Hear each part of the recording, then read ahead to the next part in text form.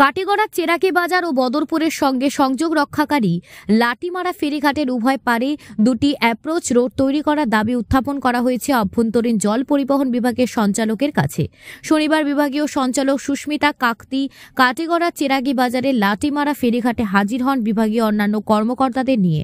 ফেরিঘাটের লেসি তাজউদ্দিন মজুমদারের ঢাকে সাড়া দিয়ে সরজমিনে হকতিয়ে দেখে যান সুস্মিতা কাকতি।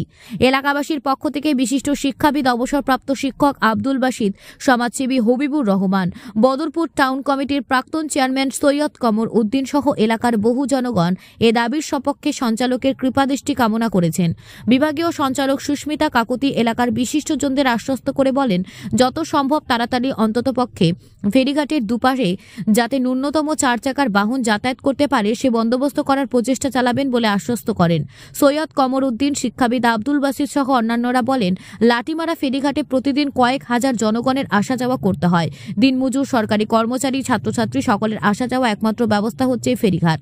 তারা বলেন, বরাক উপত্যকার একমাত্র সংযোগ রক্ষাকারী গেমন সেতুটির হাল অত্যন্ত খারাপ। ফলে ঘন্টার পর ঘন্টা রাস্তা বন্ধ থাকে। এতে ছাত্রছাত্রীদের পাশাপাশি সব ধরনের যাতায়াত ব্যবস্থা স্তব্ধ হয়ে যায়।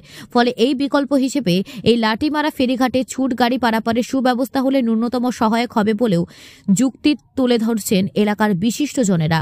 আভ্যন্তরীণ জল পরিবহন বিভাগীয় ঊর্ধ্বতন কর্মকর্তারা সঙ্গে অন্যান্যদের মধ্যে উপস্থিত ছিলেন সহ সঞ্চালক লোকেন্দ্রনাথ, বাস্তুকা রাজশ্রী বরা, এসডিও অজয় দাস, পূর্ণানন্দন দাস সহ অনেকেই।